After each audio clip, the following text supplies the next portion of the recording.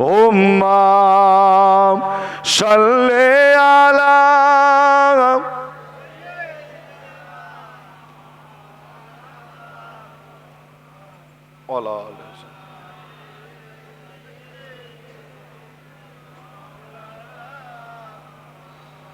मेरे आँखों के पुतली में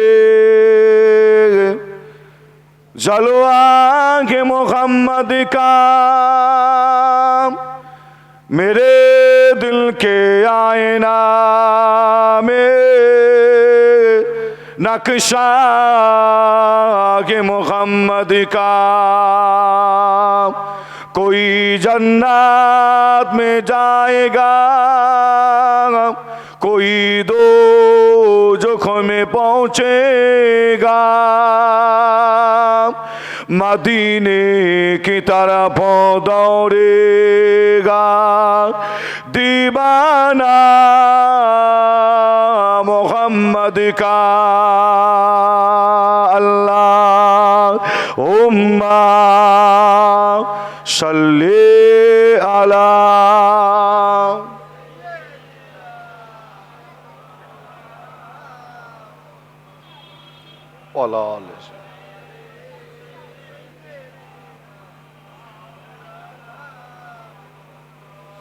जन्म आमार नबीर जोगे होले केमन हतो जन्म आमार नबीर जुगे होले केमन हतो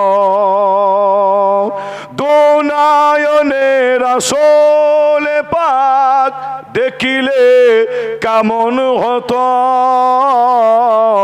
जोरे होबे ना सुबहानाल्लाह और एकटु जोरे होबे ना दुनायने रसूल पाक देखिले केमन हतो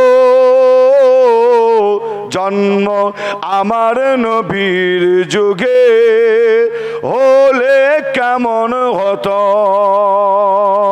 आसुतो बेशे हजरते बेलाल हुजूरेर मधुर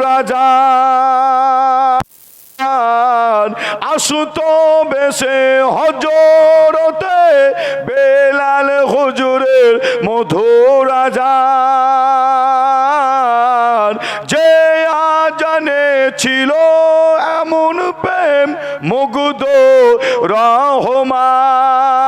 रहमान दयार नबीर पीछे नामाज दयार नबीर पीछे नामाज पढ़िले केमन हतो जोरे होबे ना सुबहानाल्लाह और एकटु जोरे होबे ना दयार नबीर पीछे नामाज पढ़िले केमन हतो दुनयने रसूल पाक देखिले केमन हतो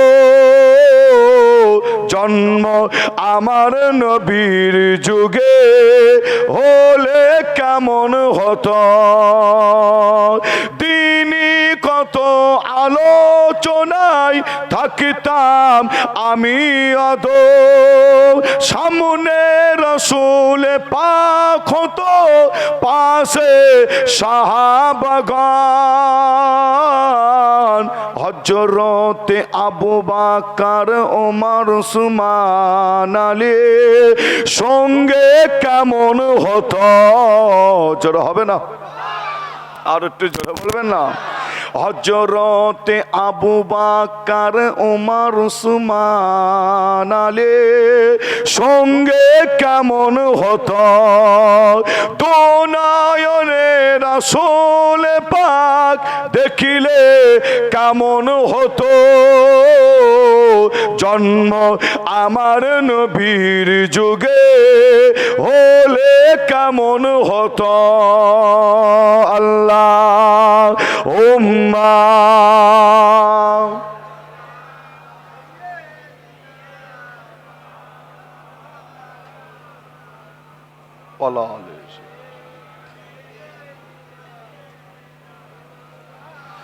बोलो ला इलाहा इल्लल्लाह ला इलाहा লা ইলাহা ইল্লাল্লাহ লা ইলাহা লা ইলাহা ইল্লাল্লাহ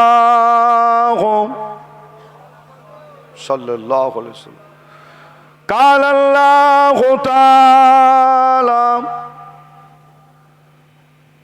في كلام المجيد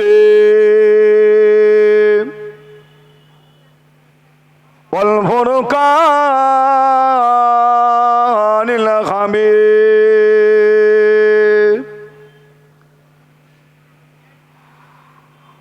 وما خلقت الجن والإنس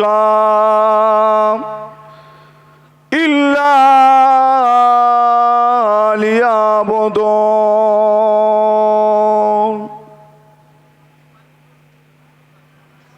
प्यारे हाज़िर मजलिस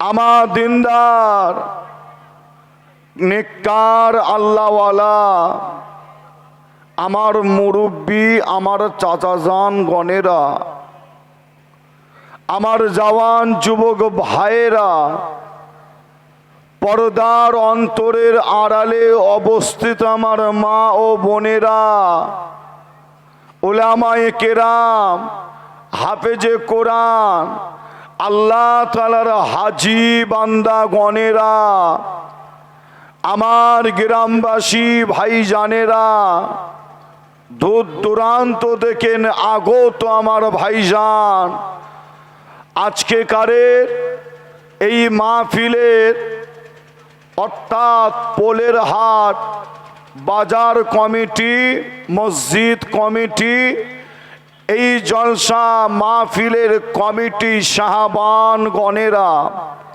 খেদমাতে আপনাদের কাছে এসে হাজির হয়েছি সেই ফুরফুরা দরবার শরীফ থেকে আমি গুনাহগার আসেম বিল্লাহ সিদ্দিকী আপনাদেরই ছোট ভাই ছোট ছেলে হিসাবে আজ আপনাদের এই গ্রামে আপনাদের পাড়ায় আপনাদের এলাকায় আপনাদের বাজার আপনাদের মাহফিলে এসে সর্বপ্রথমেই আলোচনা শুরু করার আগে আমি আসেম বিল্লাহ আজ আপনাদের প্রত্যেককে দেখার পরে আলোচনা শুরু করার আগে একটা কথা বলার বড় ইচ্ছা হয় এখানে আমার যত ভাই যত চাচা আমার যে সমস্ত মা বোনেরা আপনারাও আলোচনা শুনছেন আমি আসেম বিল্লাহ মনে করি আপনাদের প্রত্যেকের অন্তরে প্রত্যেকের দিলে প্রত্যেকের অন্তরে একটা মহাব্বত একটা ভালোবাসা প্রত্যেকেই বুকে নিয়ে আপনারা এই কোরআনী প্যান্ডেল ইসলামিক প্যান্ডেলের নিচেই আপনারা এসে বসেছেন যে হ্যাঁ মহাব্বতটা অন্য কোনো ব্যক্তির মহাব্বত যে না মহাব্বতটা হলো আমাদের নবীর মহাব্বত রসুলের মহাব্বত সেই মহাব্বত ভালোবাসা বুকে নিয়ে আজ আমার কমিটি ভাইয়েরা আপনাদের সহযোগিতায় বিশ্বনবী দিবস মাহফিল কায়েম করেছে যে আপনাদের এই মাহফিলের ব্যানার যে আপনারা নিশ্চয়ই ব্যানার দেখেছেন বিশ্বনবী দিবস উপলক্ষে দুয়ার মাজলিস যে আপনারা বিভিন্ন ব্যানার আপনারা নিশ্চয়ই দেখেন কোনো সময় কমিটি ভাইদের লক্ষ্য করলে দেখবেন যে বড় পীর সাহেব হুজুরের স্মরণে ইশালে স্বভাব এমনও ব্যানার হয় কি হয় না আবার আপনারা দেখবেন কোন গ্রামে পাড়ার কমিটির ছেলেরা তেনারা আবার নিয়ত করে ফুরফুরার মুজাদ্দিদুজ্জামান দাদা হুজুরের স্মরণে ইশালে স্বভাব আবার কোন সময় আপনারা ব্যানারও এমনও দেখেছেন যে জান্নাতের সরদার ইমাম হাসান ইমাম হোসেন হুজুরের স্মরণে ইশালে স্বভাব কিন্তু আজকে আপনাদের ব্যানারও হলো যে আমার নবীর মহাব্বত ভালোবাসায় বিশ্ব নবী দিবস মাহফিল আপনারা কায়েম করেছেন। তাই আমি আসিম বিল্লাহ সর্বপ্রথমে আলোচনা শুরু করার আগে আপনাদের জানাতে চাই, আজ এমন একজনের মহাব্বত ভালোবাসা বুকে নিয়ে আপনারা এই মাহফিলে এসে বসেছেন। আপনাদের পীরের ঘরের বাচ্চা হিসাবে জানাতে চাই, আপনাদের এই মহাব্বতটা বেকার হবে না, আপনাদের বসাটা বেকার হবে না, এই মাহফিলটা বেকার হবে না। ইনশাআল্লাহ আমার মনের বিশ্বাস আমার আল্লাহর দরবারে কবুল হয়ে যাবে। জোরে বলুন, আর একটু জোরে হবে না? কেন? নবীকে মহাব্বত করলে, ভালোবাসলে, আমি আসিম বিল্লাহ অনেক জায়গায় প্রশ্ন করেছি আর উত্তর পেয়েছি, বিভিন্ন রকম উত্তর পেয়েছি। যদি আজকে আপনাদের এখানেও প্রশ্ন রাখি, উত্তর বিভিন্ন রকম পাবো আমি জানি। নবীকে মহাব্বত করলে, ভালোবাসলে অনেকে অনেক রকম উত্তর দেয়, কিন্তু আমি আসিম বিল্লাহ সিদ্দিকী বলি, রসুলকে মহাব্বত করলে, ভালোবাসলে জান্নাত পাওয়া যায়। একবার জোরে বলুন, আরো জোরে হবে না? আর আমার আল্লাহ জান্নাতের সর্দার করেছেন, তিনাদের নাম হলো ইমাম হাসান, ইমাম হোসাইন হুজুরকে। তাই তো নাকি? আওলাদে রসুল ইমাম হাসান, ইমাম হোসাইন হুজুরকে আল্লাহ জান্নাতের সর্দার করেছে। আমার আপনার নবী রওজা শরীফ প্রত্যেকেই আমরা জানি কোথায়? মদিনা শরীফ। তাই তো নাকি? আল্লাহ রসুলের রওজা শরীফ হলো মদিনা শরীফ। আর আপনাদের কাছে যদি জানতে চাই যে জান্নাতের সর্দার ইমাম হাসান, ইমাম হোসেন হুজুরের রওজা শরীফ অর্থাৎ কবর মোবারক কোথায়, এখানে আপনারা অনেকে বলতে পারবেন কিনা জানি না, তবে আপনাদের জানায় জান্নাতের সর্দার ইমাম হাসান হুজুরের কবর মোবারক, যে কবর মোবারকটা হলো মদিনার একটা কর্মস্থান, যার নাম হলো জান্নাতুল বাকি কর্মস্থান। হাদিস শরীফের মধ্যে পাওয়া যাচ্ছে কর্মস্থানটা জান্নাতুল বাকি। এবং হজরতে ইমাম মালিক হুজুর তিনি কিতাবের মধ্যে লিখছেন, ওই জান্নাতুল বাকি কর্মস্থানে একটা নাই, দুটো নাই, 10,000 সাহাবা হুজুরের কবর মোবারক আছে। একবার জোরে বলুন সুবহানাল্লাহ। আর ওই জান্নাতুল বাকি কর্মস্থানের ভেতরে জান্নাতের সর্দার ইমাম হাসান হুজুরের কবর মোবারকটা হলো জান্নাতুল বাকি কর্মস্থানের ভেতরে। আমার অনেক হাজী সাহেব ভাই, অনেক হাজী সাহেব চাচা, অনেক হাজী সাহেব মা বোন আপনারা গেছেন, যে তবে আপনাদের কাছে এবার একটু জানাই, জান্নাতের সর্দার আওলাদের রসুল ইমাম হোসাইন হুজুরের কবর মোবারকটা তাহলে কোথায়? যে ইমাম হাসান হুজুরের কবর মোবারক মদিনার কর্মস্থান জান্নাতুল বাকি কর্মস্থানে, কিন্তু জান্নাতের সর্দার ইমাম হোসাইন হুজুরের কবর মোবারকটা কোথায়? তাহলে কারবালার জমিনের কথা একটু আপনাদের বলতে হয়। ইমাম হোসেন হুজুর শহীদ হয়েছিল, ময়দানটার নাম হলো কি? কারবালার ময়দান তো নাকি? কারবালার জমিন ইতিহাস বলছে কি জানেন? আল্লাহু আকবার, যে ওই যুদ্ধের ময়দানে হুজুরের তরবালের সামনে কেউ দাঁড়াতে পারে না। জান্নাতের সর্দার ইমাম হোসেন হুজুর তিনি কিন্তু যুদ্ধ করতে গেছেন যে না, তিনি যুদ্ধ করতে যাননি। ইতিহাস আপনারা জানেন, তেনাকে বারবার চিঠি দিয়ে দাওয়াত দিয়ে ডেকে এনে হুজুরের ওপরে হামলা করেছিল। তাই ইসলাম শরিয়াত বলছে নিজের জান বাঁচানোটা হলো একটা ফরজ কাজ। তাই আওলাদে রসুল ইমাম হোসেন হুজুর তিনি যুদ্ধের ময়দানে ঘোড়ার পিঠের ওপরে হুজুর যুদ্ধ করছেন। ইতিহাস সাক্ষী দেয়, কিতাবের মধ্যে পাওয়া যায়, হুজুরের সামনে দিক থেকে তরবালের আঘাত করার চেষ্টা করে, হুজুরের ডান দিক থেকে আঘাত করার চেষ্টা করে, হুজুরের বাম দিক থেকে আঘাত করার চেষ্টা করছে, হুজুরের পিছন দিক থেকে অর্থাৎ চতুর্দিক থেকে হুজুরকে আঘাত করার চেষ্টা করে, কিন্তু ইতিহাস সাক্ষী দেয় আওলাদে রসুল ইমাম হোসেন হুজুরের তরবালের সামনে কেউ দাঁড়াতে পারেনি। যে ওই কারবালা জমিনে যুদ্ধের ময়দানে যখন নামাজের সময় যখন হয়ে গেছিল, আওলাদে রসুল ইমাম হোসেন হুজুর তরবালটা রেখে দিয়ে আল্লাহর নামাজে দাঁড়িয়ে গিয়েছিলেন। জোরে বলুন, আরো জোরে হবে না? যে আওলাদে রসুল ইমাম হোসেন হুজুর কারবালার জমিনে শহীদ হয়েছিলেন। আমি যদি ঘটনা বলি, আপনারা প্রত্যেকেই কারবালার ঘটনা জানেন, তবে আমি এতটুকুন আপনাদের বোঝানোর জন্য বলি, হুজুরকে এত কষ্ট দিয়েছিল কারবালার জমিনে। হুজুরের বলা হচ্ছে কি জানেন, হুজুরের এই শরীর মোবারক থেকে, শরীর মোবারক জান্নাতের সর্দার ইমাম হোসেন হুজুরের শরীর মোবারক থেকে এই শের মোবারক অর্থাৎ মাথা মোবারকটাকে তারা আলাদা করে দিয়েছিল। এত কষ্ট দিয়েছিল যে জান্নাতের সর্দার ইমাম হোসেন হুজুরের শরীর মোবারকটা শের মোবারকটা আলাদা করে দেয়। তবে আপনাদের জানাই, ইমাম হোসেন হুজুরের শরীর মোবারকের মাজার অর্থাৎ কবর মোবারক কোথায় জানেন? দেশটার নাম মনে রাখবেন, একটা মুসলিম কান্ট্রি, মুসলিম দেশ, দেশটার নাম ইরাক। নাম নিশ্চয়ই আপনারা শুনেছেন। এই ইরাকের জমিনে ইমাম হোসেন হুজুরের এই শরীর মোবারকের মাজার হচ্ছে ইরাকের জমিনে। যে আর হুজুরের শের মোবারকের মাজার তাহলে কোথায়? হুজুরের শের মোবারকের মাজার অর্থাৎ কবর মোবারক আবার অন্য একটা দেশে। যে কোন দেশ? আপনাদের দেশটার নাম বলার আগে তার আগে বলি যে হুজুরের শের মোবারকটা প্রথম দাফন করা হয় কোথায়?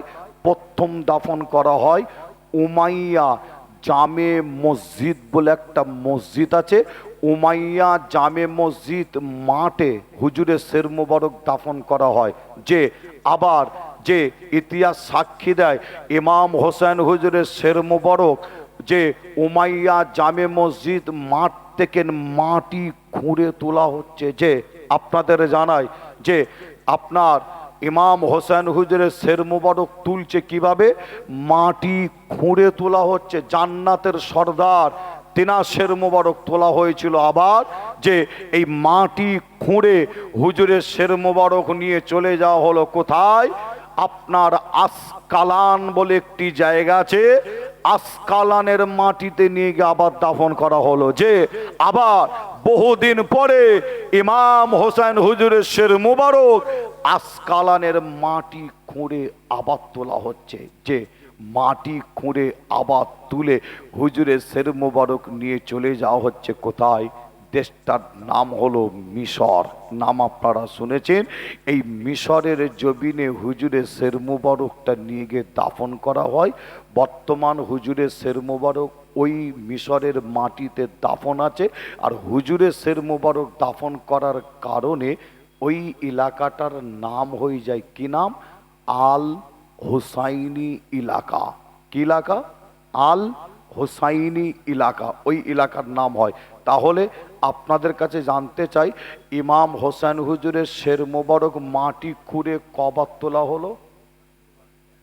কবার বলেন একটু, বলেন কবার? দুবার তোলা হলো। ইমাম হোসেন হুজুর কে ছিলেন? জান্নাতের সর্দার। তাই তো নাকি? যে যদি বসিরহাটে আল্লামা রুহুল আমিন সাহেব হুজুরের লাশ মোবারক যদি প্রয়োজন পড়ে, তাই তো নাকি? অবশ্যই।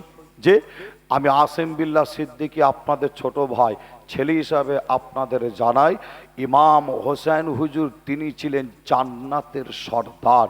তিনার লাশ মোবারক যখনই মাটি খুঁড়ে যখনই তোলা হয়, দেখতে পাওয়া যায় হুজুরের শের মোবারকের একটা চুল পরিমাণ কোনো রকম পরিবর্তন দেখা যায় রে। জোরে বলো, আরো একটু জোরে হবে না? আরো জোরে হবে না? মুসলমানের ঘরে ছেলেমেয়েরা, আব্বারা, তরুণেরা, আয়ামা নওজওয়ান যুবকেরা, পর্দার অন্তরালে মা বোনেরা, এ আমার নবী প্রেমিকেরা, তাই আমি গুনাহগার আসিম বিল্লাহ আপনাদের ছোট ভাই, ছোট ছেলে হিসাবে আপনাদের জানিয়ে দিয়ে যায়, এ যুবকেরা, আজ আপনারা এই কোরআনী প্যান্ডেল, ইসলামিক প্যান্ডেলের নিচে এসে বসেছে। আপনাদের প্রত্যেকের অন্তরে আমাদের নবীর প্রেম, রসুলের ভালোবাসা বুকে নিয়ে এই মাহফিলে আপনারা এসে বসেছে। এই মাহফিলটা আপনারা তৈরি করেছে। এ নবী প্রেমিকেরা, আয়ামা নবীর উম্মাত উম্মাতিরা, তাই আপনাদের জানিয়ে দিয়ে যায়, আপনাদের এই মাহফিলটা বেকার হবে না, আপনাদের বসাটা বেকার হবে না, আপনাদের মহাব্বতটা বেকার হবে না। ইনশাআল্লাহ আমার আল্লাহ দরবারে কবুল হয়ে যাবে। আরো জোরে বলুন সুবহানাল্লাহ। এ নবী প্রেমিকেরা, আয়ামান নবীর উম্মাত উম্মাতিরা, কোন নবীকে মহব্বত করে আজ আপনারা এই মাহফিলে এসে বসেছে, তাই আপনাদের জানিয়ে দিয়ে যায়, এই পৃথিবী জমিনে আল্লাহ যত নবী আলাইহিস সালামকে আল্লাহ পাঠিয়েছিল, এই পৃথিবীর জমিনে যত নবী এসেছিল, আমার আল্লাহ পাক সমস্ত নবী আলাইহিস সালামদের আল্লাহ সম্মান ইজ্জত আল্লাহ দিয়েছিল। কিন্তু আপনাদের জানিয়ে দিয়ে যায়, আল্লাহ পাক আমাদের নবীর সম্মান ইজ্জতকে আল্লাহ অন্য অন্য নবী আলাইহিস সালামদের থেকেও হাজার হাজার লক্ষ লক্ষ কোটি কোটি গুণ বেশি দিয়েছিলেন। আরো জোরে বলুন সুবহানাল্লাহ।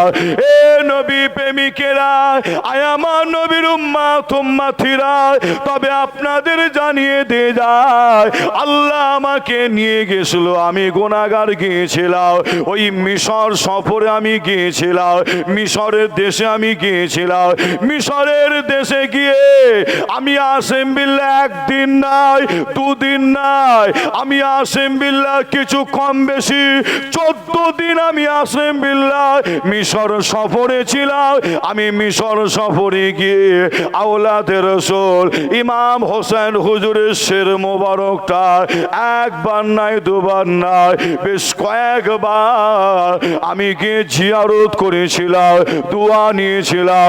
আমি গিয়ে দেখেছিলাম হুজুরের শের মোবারক জিয়ারত করার জন্য সারা পৃথিবী থেকে নবী প্রেমিক, রসুল প্রেমিকরা এসে তারা জিয়ারত করে আল্লাহ দরবারে দোয়া চায়। কেননা আল্লাহ চাইলে জান্নাতের সরদার ইমাম হোসেন হুজুরের ওসিলায় আল্লাহ আপনার মনের দোয়াকে আল্লাহ কবুল করে নেয়।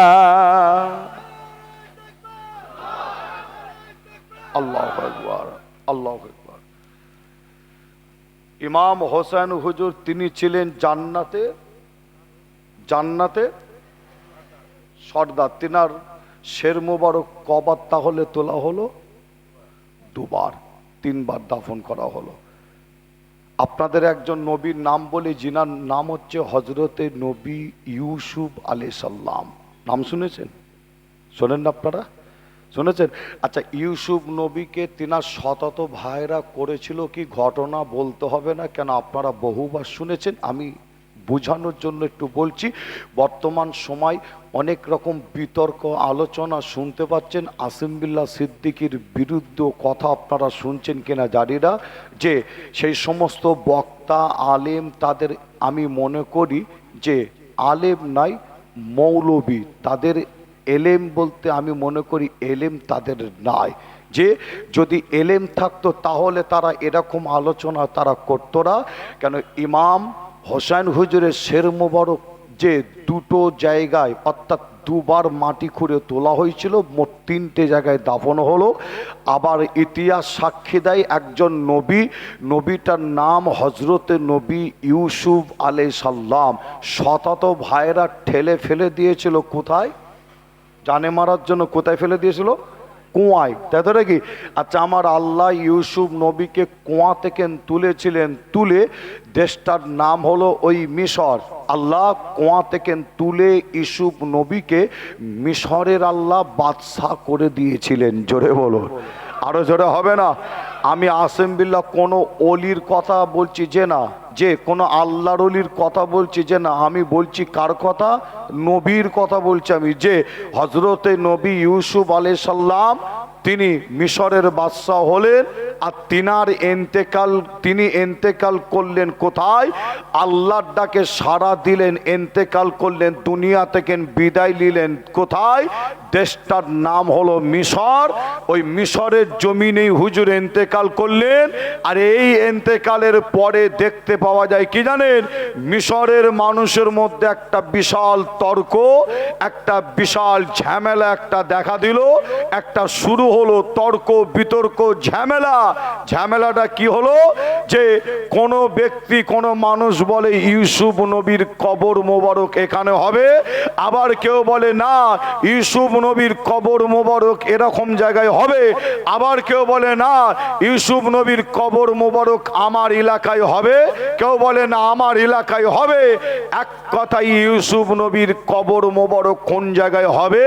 যখন মিশরের জমিনে বিশাল একটা দ্বন্দ্ব ঝামেলা শুরু হয়, ওই সময় মিশরের মানুষেরা তারা একটা জায়গায় বসে আলোচনা করলেন, তাহলে ইউসুফ নবীর কবর মোবারক হবে তাহলে কোথায়? তিনারা আলোচনা করে করলেন কি জানেন? সিদ্ধান্ত নিলেন। কি সিদ্ধান্ত? ইউসুফ নবীর কবর মোবারকটা আমরা জান্নাতের নদী নীল নদ নদীতে দাফন করা হবে। আপনাদের বলে যাই, পৃথিবীর জমিনে একটা নদী আছে, যে নদীটাকে বলা হচ্ছে জান্নাতের নদী। জোরে বলুন সুবহানাল্লাহ। পৃথিবীর জমিনে অনেক নদী আছে, আপনারা অনেকে নদী দেখেন, আপনাদের কাছাকাছিও নিশ্চয়ই নদী আছে, যে আপনারা দেখেছেন নদী, অনেকে বোট চেপেছেন নদীতে। আর সুন্দরবন গেলে তো নদী দেখতেই পাওয়া যায়, তাই তো নাকি? তবে আপনাদের জানাই, পৃথিবীর জমিনে একটা নদী আছে, নদীটার নাম হলো জান্নাতি নদী। কি নাম? নাম হলো নীল নদ নদী। আমি আসেম বিল্লাহ আমার এই কথাটা শোনার পরে যদি মনে হয় আজকে আমি বালিশে মাথা দিয়ে যখন শুব, অর্থাৎ ঘুমানোর আগে একবার মোবাইলে সার্চ করে আমি সেই নদীটা ঘরে শুয়ে শুয়ে দেখতে চাই, অবশ্যই আপনি মোবাইলেও দেখতে পাবেন জান্নাতের নদী। এই মোবাইলে আপনি শুধু দেখবেন যে না, আপনাদের বলে যাই, মোবাইলে দেখার পরে আল্লাহর দরবারে আপনি শুধু একবার শুকরিয়া আদায় করে বলবেন আলহামদুলিল্লাহ। আল্লাহর দরবারে শুকরিয়া আদায় করার কারণে আর এই মোবাইলে দেখার কারণে আল্লাহ আপনার আমল নামায় নেকিও লিখে দেবেন। জোরে বলুন, আরো জোরে হবে না? যে নদীটার নাম হলো নীল নদ, যাকে বলা হয় জান্নাতের নদী। ওই নদীটা হলো কোথায়? মিশরের জমিনে। তবে আমি আসেম বিল্লাহ নীল নদ নদী নিয়ে আমি কথা বলবো যে না, এতটুকুন আপনাদের বলে যাচ্ছি, সেটা হলো কি যাতে বুঝতে সুবিধা হয়। নীল নদ নদী এমন একটা নদী, মিশরের যত বড় বড় কারবার, ব্যবসা বাণিজ্য, চাষ আবাদ যা কিছু আছে সব ওই নীল নদের পানিকে নিয়ে, অর্থাৎ নীল নদ পানিটা যদি শুকিয়ে যদি যায়, মিশরের বিশাল বড় একটা ক্ষয়ক্ষতি হবে। যেমন আপনাদের বোঝানোর জন্য যদি আপনাদের কাছে জানতে চাই, আপনারা এখানে যে সমস্ত ভাই চাচা আমার এসে বসেছেন, আপনারা বলেন সবজি চাষ তো আল্লাহ করে আপনারা অনেক করেন, কি করেন না? করা হয়তো নাকি? সবজি চাষ করা হয় না আপনাদের? এটা সবজি বাজার তো নাকি? ও, তাহলে বসে আছি আমি সবজি বাজারে, তাই তো নাকি? সবজি বাজারে বসে আছি, আর আপনারাও সবজি বাজারে বসে আলোচনা শুনছেন। সবজি, বিভিন্ন রকম সবজি, আপনাদের ভালো অভিজ্ঞতা আছে আমার থেকে। আচ্ছা, আপনারা বলেন পটল চাষ করতে গেলে পানি দিতে হয়? বলেন না, পানি লাগে না? পটল চাষে লাগে না মনে নাকি? লাগে। আচ্ছা, আপনারা বলেন যে আপনার কপি চাষ হয়, আচ্ছা কপি চাষে মনে হচ্ছে পানি লাগে না, লাগে তো নাকি? ও তো লাগে, তাই তো নাকি? আচ্ছা আপনাদের কাছে জানতে চাই, আলু চাষ পানি লাগে? লাগে। আচ্ছা আপনি একটা আম গাছ লাগাবেন, ওখানে কি পানি দিতে হয়? দিতে হয় না? দিতে হয় তো নাকি? আচ্ছা আপনি একটা কারবার করবেন, ব্যবসা করবেন, সেখানে কি পানি লাগে? লাগে না? কারবার ব্যবসা, অর্থাৎ আপনি যে একটা হোটেল করেন, হোটেলে পানি লাগে না? হোটেলে পানি লাগে তো। অর্থাৎ আপনি লক্ষ্য করে দেখেন, যেদিকেই যাবেন, যাই কাজ করেন না কেন, পানি মাস্ট, অর্থাৎ পানি কিন্তু আপনাকে ব্যবহার করতে হয়। তাহলে আপনাদের বোঝানোর জন্য আমি বলতে চাই এটাই, মিশরের যত বড় বড় কারবার, ব্যবসা বাণিজ্য, চাষ আবাদ, যা কিছু সব ওই নীল নদের পানিকে নিয়ে, নীল নদের পানি যদি শুকিয়ে যায়, মিশরের একটা বিশাল বড় ক্ষয়ক্ষতি হবে। যে হ্যাঁ, তাই মিশরের মানুষের আলোচনা করলো, তাহলে এক কাজ করা যাক, ইউসুফ নবীকে নীল নদে দাফন করা হোক। যে কেন? আল্লাহ ইউসুফ নবীর ওসিলায় এই নীল নদের পানিকে আল্লাহ আরো বরকতময় করে দেবে। জোরে হবে না? মুসলমানের ঘরে ছেলে মেয়েরা, বাড়া তরুণেরা, আয়ামা নওজওয়ান যুবকেরা, পর্দার অন্তরালে মা বোনেরা, এ আমার নবী প্রেমিকেরা, তাই আপনাদের জানিয়ে দিয়ে যায়, হযরত নবী ইউসুফ আলাইহিস সালামকে নীল নদের পানিতে দাফন করা হয়েছিল। জান্নাতের নদী ওই নীল নদে দাফন করা হয়েছিল। এ নবী প্রেমিকেরা, তাই আপনাদের জানিয়ে দেয়া যায়, আবার ইউসুফ নবীকে ওই নীল নদ থেকে আবার তোলা হয়েছিল। এ নবী প্রেমিকেরা, আমি অলির কথা বলছি না, আমি আল্লামা রুহুল আমিন সাহেব হুজুরের কথা বলছি না, আমি দাদা হুজুরের কথা বলছি যে না, এ নবী প্রেমিকেরা, ইউসুফ নবীকে আবার নীল নদের থেকে তোলা হয়েছিল, নীল নদের পানি থেকে তোলা হয়েছিল। বহু বছর পরে আবার তোলা হলো। ইউসুফ নবীকে তুলেছিল কে? আপনাদের জানিয়ে দিয়ে যায়, একজন নবী, যিনার নাম হযরত নবী মূসা আলাইহিস সালাম। হযরত নবী মূসা আলাইহিস সালাম ইউসুফ নবীকে ওই নীল নদ থেকে বহু বছর পরে আবার তিনাকে তুলেছিল।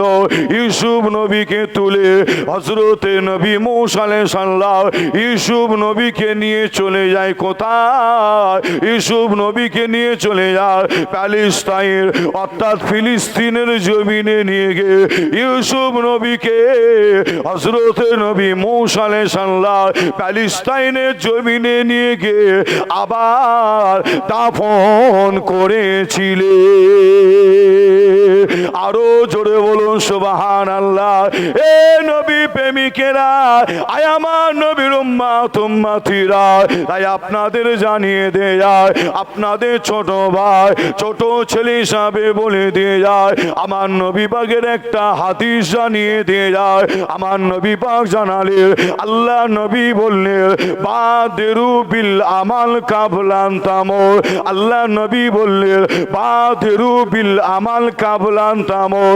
আমার নবী জানালে, তোমাদের মৃত্যু আসার আগে যত তাড়াতাড়ি পারো ভালো কাজগুলো করে নাও, কেননা তোমাদের মওতের টাইম, মওতের সময় যখন হয়ে যাবে, আর তোমাকে ভালো কাজ করতে দেওয়া হবে না, আর কোনো টাইম দেওয়া হবে না। যত তাড়াতাড়ি পারো ভালো কাজগুলো তাড়াতাড়ি করে নাও। এই ভালো কাজ তাড়াতাড়ি যদি করতে পারো, এ যুবকেরা, আমার আল্লাহ আমাদের কবরটার অন্ধকার রাখবে না। আল্লাহ পাক আমাদের কবরটাকে আল্লাহ নূর আলা নূর করে দেবে। আরো জোরে বলুন সুবহানাল্লাহ, আরো জোরে বলুন সুবহানাল্লাহ। এ নবী প্রেমিকেরা, আল্লাহর নবী বললেন, বাদরু বিল আমাল কাবলান তামর। আল্লাহ নবী তাড়াতাড়ি বললেন, এর কারণটা আপনাদের জানিয়ে দিয়ে যায়, এর কারণটা আপনাদের বলে দিয়ে যায়। আপনাদের বলার আগে আপনাদের কাছে একটু জানতে চাই, আপনারা বলে একজন ফেরেশতার নাম আপনারা আপনাদের বলি ওই ফেরেশতার নাম হযরতে আজরাইল আলাইহিস সালাম। নাম শুনেছে একজন ফেরেশতা আছে যিনার নাম হযরতে আজরাইল আলাইহিস সালাম। হযরতে আজরাইল ফেরেশতার কাজ হলো আমাদের রূহ কবজ করা। আজরাইল ফেরেশতার কাজ হলো মানুষের জান কবজ করা। হযরতে আজরাইল ফেরেশতা আজ এই মাহফিলে এসেছে, আজ এখানে আজরাইল ফেরেশতা এসেছে কোন এক ব্যক্তির জান কবজ করার জন্য। আমাদের মধ্যে কোন এক ব্যক্তির জান কবজ করার জন্য আপনি ওই সময় আজরাইল ফেরেশতাকে আপনি বলছেন আপনি এখন চলে যান, আপনি এখন চলে যান, আমার জান কবজ করবেন না, আপনি এখন ফিরে যান। তার কারণ হলো ফুরফুরা শরীফ থেকে পীরজাদা এসেছে, আলোচনা করছে, আপনি এখন চলে যান, আপনি পরে আসবেন আমার জান কবজ করার জন্য। আপনারা বলে আজরাইল ফেরেশতা আপনার এই কথাটা শুনে ফিরে যাবে বলে কি মনে হয়? কি ফিরে যাবে? আজরাইল ফেরেশতা এখানে এসে গেছে কোন এক ব্যক্তি জান কবজ করার জন্য। আপনি বলছেন আমরা এখন ফুরফুরা শরীফের পীরজাদার আলোচনা শুনছি, ফুরফুরা দাদা পীরের ঘরের সন্তানের আলোচনা শুনছি, অর্থাৎ পীরজাদার আলোচনা শুনছি, আপনি চলে যান পরে আসবেন আমার জান কবজ করার জন্য। এই কথাটা শুনে আজরাইল ফেরেশতা ফিরে যাবে বলে মনে হয়? কি বলছেন, ফিরে যাবে? যাবে না কেন? ফুরফুরা শরীফের পীরজাদা বলে কথা, যাবে না? বলেন বলেন, ফুরফুরা আর পীরজাদা বলে কথা, যাতা ব্যাপার। জেন পর্যন্ত নাম শুনলে পালায়, তাই তো নাকি? জেন পর্যন্ত নাম শুনলে পালায়। যে আপনাদের ছোট ভাই ছেলে হিসাবে আপনাদের জানাই আজরাইল ফেরেশতা তো ফিরে যাবে না, যত বড়ই পীর হোক আর যত বড়ই পীরজাদা হোক। বুঝতে পারছেন না? যে যত বড়ই পীর হোক, যত বড়ই পীরজাদা হোক, যত বড়ই মুফতি সাহেব হোক, যত বড়ই আলেম হোক, মওতের সময় মওতের টাইম যখন হয়ে যাবে আজরাইল ফেরেশতা ফিরে যাবে না, যাবে না, যাবে না। যে তাই আপনাদের জানাই আপনার কবরের জবাব আপনাকে দিতে হবে, আমার কবরের জবাব অর্থাৎ হিসাব আমাকে দিতে হবে। আপনি মনে করবেন না যে অমুক পীর সাহেব এসে আমার কবরে আমার হয়ে জবাব দিয়ে দেবে। বুঝতে পারছেন না? অমুক পীরজাদা, ওনাকে আমি খুব ভালোবাসি, মহব্বত করি, আমার কবরে এসে উনি জবাব দেবে, এটা কিন্তু ভাবা ভুল হবে। তাই আপনাদের ছোট ভাই ছেলে হিসাবে আপনাদের জানাই কবরটা হবে অন্ধকার, কঠিন অন্ধকার। শুধু অন্ধকার নাই, এত কঠিন অন্ধকার, গুনাহগার বান্দাবান্দিকে যখন কবরে শুইয়ে দিয়ে আমরা মাটি দিয়ে যে যার বাড়ির দিকে চলে যায়, ওই অন্ধকার কবর থেকে গুনাহগার বান্দাবান্দিটা থাকতে পারে না, ভয় পেয়ে যায়। আর আমার আল্লাহ যখন কোনো নেককার বান্দাবান্দিকে আমরা কবরে শুইয়ে দিয়ে মাটি দিয়ে যখন যে যার বাড়ির দিকে চলে যায়, আমার আল্লাহ ওই নেককার বান্দাবান্দির কবরটাকে নূর আলা নূর করে দেয়। জোরে বলুন, আরো জোরে হবে না? প্রত্যেককে একদিন না একদিন দুনিয়া ছাড়তে হবে। প্রত্যেকে আমরা আয়াতটা জানি, কুল্লু নাফসিন জাইকাতুল মউত, প্রত্যেক নাফসের মৃত্যুর স্বাদ একদিন না একদিন চাখতে হবে। আল্লাহ কোরআন শরীফের মধ্যে আবার বলছেন আইনামা তাকুনু ইদরিকুল মউত ওয়ালাউ কুনতুম ফি বুরুজিন মুশাইয়্যিদা। এই মউত থেকে কেউ রিহাই পাবে না, কেউ বাঁচার চেষ্টা করলেও বাঁচতে পারবে না। তাই আপনাদের ভাই ছেলে হিসাবে আগেই বলেছি আপনাদের বেশি কষ্ট দেবো না, খুব তাড়াতাড়ি দোয়া হবে এটাও বলেছি। যে প্রায় 11টা বাজতে যাই, তবে আপনাদের ভাই ছেলে হিসাবে আপনারা আমাকে যথেষ্ট মহব্বত করেন, ভালোবাসেন। আমি মনে করি মুজাদ্দিদুজ্জামান দাদা পীরের দিকে তাকিয়ে তিনার আওলাদদের প্রত্যেককেই আপনারা ভালোবাসেন। কি ভালোবাসেন না? ভালোবাসেন। দাদা পীরের প্রত্যেক আওলাদের আওলাদকে ভালোবাসেন। তারপরও বিশেষ করে আপনাদের এই গ্রাম আপনাদের পাড়া, আপনাদের এলাকা, এই এলাকায় আমার আব্বাজান হুজুর পীর কেবলা তিনি আসতেন, কি আসতেন না? আব্বাজান হুজুরকে আপনারা যথেষ্ট মহাব্বত করতেন, ভালোবাসতেন, যে এবং আপনারা তিনাকে ফলো করে দেখেছেন, নিশ্চয়ই আপনারা বুঝেছেন। আমার আব্বাজান হুজুর অনেকের বাড়িতে এসেও থাকতো, আপনারা জানেন।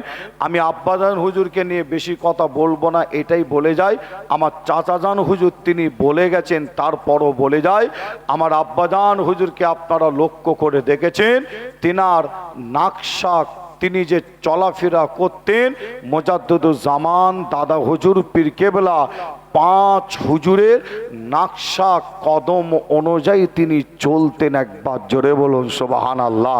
সেই মহাব্বত ভালোবাসা আব্বাজান প্রায় টাইমে আসতো, যে অনেক আমার মুরব্বী চাচারা ফুরফুরায় গিয়ে বলে, আমাকে অনেকে গিয়ে বলে, ভাইজান আপনার আব্বাজান আমার দোকানে এসেও বসতেন, কি বসতেন না? বসতেন তো নাকি? এখানে অনেক আছে, অনেক মুরব্বী চাচারা বলে, ভাইজান আপনার আব্বাজান আমাদের বাড়িতে এসে থাকতেন। আবার অনেকে বলে, ভাইজান আপনার আব্বাজান যে আমাদের প্রায় আমাদের সাথে প্রায় উঠা বসা করতেন, অনেক সময় একসাথে বসে খাওয়া দাওয়া করেছি, কত আপনার সম্পর্ক মহব্বত আপনার আব্বাজানের সাথে ছিল। আল্লাহর ডাকে সাড়া দিয়েছে যে তেনারা চোখের পানি ফেলে ফেলে, পোলের হাট গ্রামের এমনও মানুষ আছে চোখের পানি ফেলে কাঁদে দরবার শরীফে গিয়ে, যে সেই মহব্বত ভালোবাসা আব্বাজান হুজুরেরও মহব্বত ভালোবাসায় প্রায় টাইমে প্রায় সময় আপনাদের কাছে আসি, যে মহব্বত ভালোবাসা। আর বিশেষ করে আমার ছোট ভাই পীরজাদা মোহাম্মদ পীরজাদা মাওলানা মোহাম্মদ পীরজাদা হানিফ বিল্লাহ সিদ্দিকী, আপনারা নিশ্চয়ই দেখেছেন, প্রায় আসে না? হ্যাঁ, ভাইও কিন্তু ছোটো ভাই প্রায় আসে, আপনাদের সাথে সম্পর্ক আছে। এই এলাকার ছেলেদের যুবকদের সাথে অনেক সম্পর্ক। 3 দিন ইসাল সবে বিভিন্ন মালপত্র, চাল ডাল আলু বিভিন্ন মালপত্র সবজি তুলে নিয়ে যায় পোলের হাটের যুবকেরা, আর আমার ছোট ভাইকে নিয়ে সব রান্না করে না, যে রান্না করে মেহমানদারি করে। এবারে ছেলেরা বলছিল, ভাইজান রমজান মাস পড়ে গেছে, 21, 22, 23 ফাল্গুন, এবছরে রমজান মাস পড়ে গেছে, রোজার মাস। যাই হোক, হ্যাঁ, আবার ছেলেরা বললো, ভাইজান এবারও তো আমরা চিন্তা ভাবনা করেছি দাদা পীরের ইসাল সবে ইফতারের ব্যবস্থা করব, ইফতার, যে হ্যাঁ আপনার আল্লাহ কারে ছোট ভাইও আল্লাহ কারে আপনাদের কাছে আসে, মহব্বত রাখবেন, ভালোবাসা রাখবেন। আমি আলোচনা জানি, আমি বেশিক্ষণ আলোচনা করতে পারবো না, এটাও আমি জানি। কেন? অল্প সময়, ঠান্ডাও পড়েছে, যে আপনার 11:30 থেকে আপনার 12টার মধ্যে দোয়া করা হবে, যে সেই হিসাবে আমার যেমন আপনার ওয়াজের একটা ব্যাপার আছে, আলোচনার ব্যাপার, পাশাপাশি আমাকে আবার আখিরি দোয়া মোনাজতের ব্যাপার আছে। তারপরে তো আপনারা নিশ্চয়ই বুঝতে পারছেন ইমাম সাহেব ভাই, তাই তো নাকি? এসেছেন কেন বুঝতে পারছেন। সব দিকে খেয়াল করে আলোচনা কিন্তু আমার খুবই কম সময়, আর এর মধ্যে আমি যতটুকুন একটু কথা আপনাদের কাছে বললাম, আলোচনা তুললাম, সোশ্যাল মিডিয়ায় আপনারা নিশ্চয়ই মোবাইল খুললে দেখছেন আসিম বিল্লাহ সিদ্দিকীর ব্যাপারে এখন আবার অনেকে আবার কথা বলছে, যে তবে আমার এতটুকুন বিশ্বাস, আসিম বিল্লাহ সিদ্দিকী যদি কোনো ভুল কথা বলে থাকে, আমার এতটুকুন বিশ্বাস, আসিম বিল্লাহ সিদ্দিকী যদি আপনার বেলাইনে চলাফেরা করে, ইসলাম বিরোধী, সিলসিলা বিরোধী, মোজাদ্দুজ্জামান দাদা হুজুরের সিলসিলা বিরোধী যদি আসিম বিল্লাহ সিদ্দিকী চলাফেরা করে, কথাবার্তারা বলে, আমার এতটুকুন বিশ্বাস, কমসে কম পোলের হাট মানুষের ওপরে আমার এতটুকুন বিশ্বাস, আপনারা কারো কথা আপনারা কানে নেবেন না, এটা আমার অন্তর থেকে আমার বিশ্বাস। কেন? একটা সম্পর্ক মহব্বত আছে, প্রায় টাইমে যান, আপনারা দরবারে উঠা বসা করেন, আমার কাছেও যান।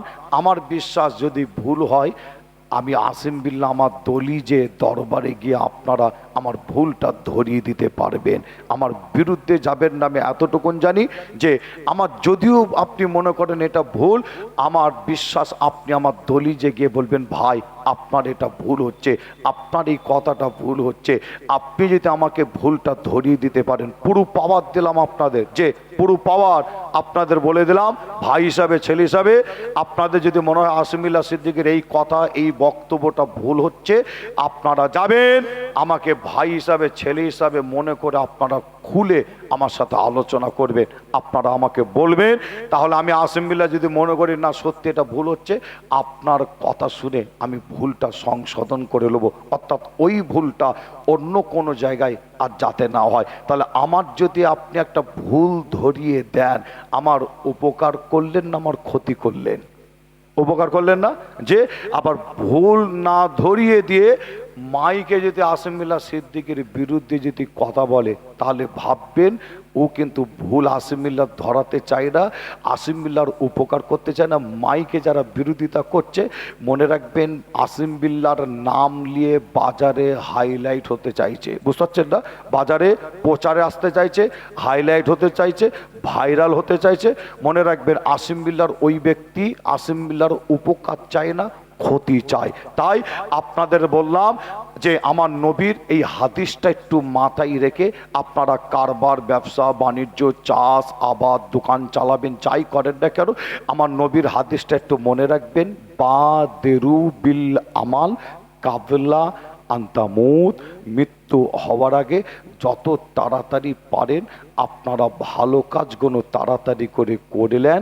এই ভালো কাজ তাড়াতাড়ি করার কারণ এখানেই, যদি মওতের সময় এসে যায় আর ভালো কাজ করতে দেওয়া হবে না। আল্লাহ আমাদের সকলকে বেশি বেশি করে নেক আমল অর্থাৎ ভালো কাজ করার সুযোগ দান করেন। জোরে বলুন আল্লাহুম্মা আমিন। আর একটু জোরে বলুন আল্লাহুম্মা আমিন। একবার দরুদ শরীফ আল্লাহুম্মা।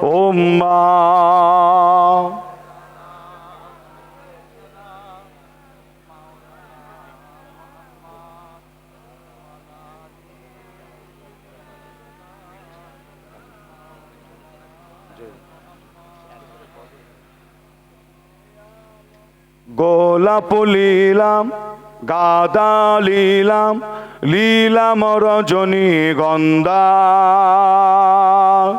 মনের সুখে মালা গেঁথেছি হাজার ফুলের মালা, মনের সুখে মালা গেঁথেছি হাজার ফুলের মালা। একেবারে দেখা দাও যদি ও গো কামলিওয়ালা,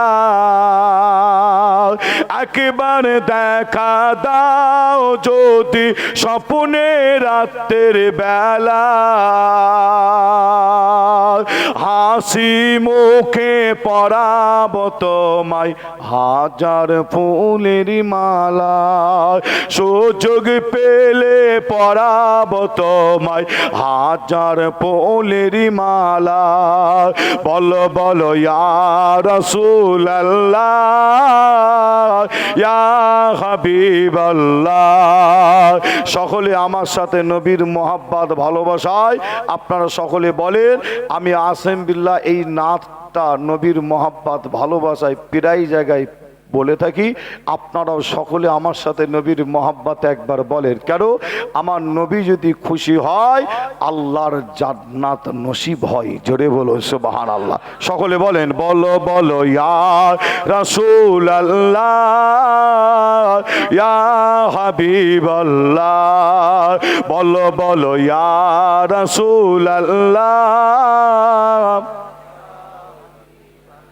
আরো জোরে বলো বলো ইয়া রাসূলুল্লাহ। সাদা ফুলকে প্রশ্ন করি রংটি কোথায় পেলে, নবীজির ওই দাঁত মোবারক সাদা ছিল বলে। জোরে হবে না? আর একটু জোরে বলবেন না? আরো জোরে হবে না? সাদা ফুলকে প্রশ্ন করি রংটি কোথায় পেলে, নবীজির ওই দাঁত মোবারক সাদা ছিল বলে। তাই সাদা ফুলকে তুলে তুলে গেথে রাখলাম মালা, হাসি মুখে পরাবো তোমায় হাজার ফুলের মালা, সুযোগ পেলে পরাবো তোমায় হাজার ফুলের মালা। বলো বলো ইয়া রাসূলুল্লাহ, মাশাআল্লাহ, বলো বলো ইয়া রাসূলুল্লাহ। লাল ফুলকে প্রশ্ন করি রংটি কোথায় পেলে, নবীজির ওই খুন মুবারক লাল ছিল বলে। জোরে হবে না? আর একটু জোরে বলবেন না? আরো জোরে হবে না? নারে তাকবীর, নারে তাকবীর। লাল ফুলকে প্রশ্ন করি রংটি কোথায় পেলে, নবীজির ওই খুন মুবারক লাল ছিল বলে। তাই লাল ফুলকে তোলে তোলে তোলে তোলে তোলে তোলে গেঁথে রাখলাম মালা, হাসি মুখে পরাবো তোমায় হাজার ফুলের মালা, সুযোগ পেলে পরাবো তোমায় হাজার ফুলের মালা। আল্লাহ উম্মা সাল্লি আলা।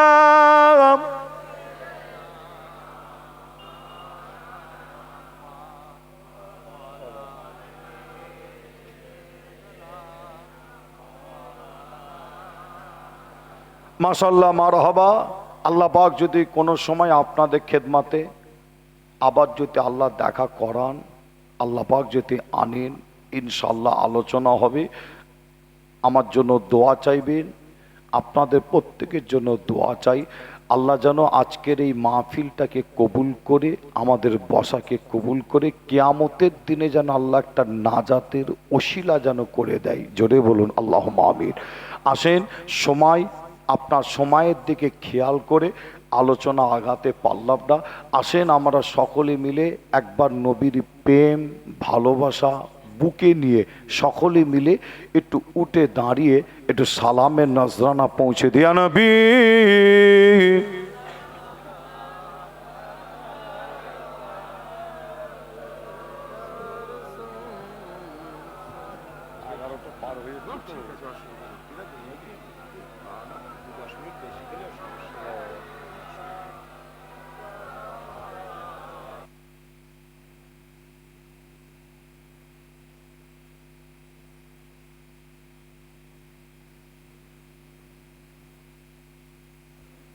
আশেপাশে যে সমস্ত আমার ভাই, যে সমস্ত চাচা আশেপাশে আছেন, আপনারা প্রত্যেকেই চলে আসেন। আখিরি দোয়া মোনাজতে আপনারা সামিল হবেন। আজকের এই মাহফিলটা করা হয়েছে মনে হচ্ছে ক বছর হচ্ছে, এটা 4 বছর হবে।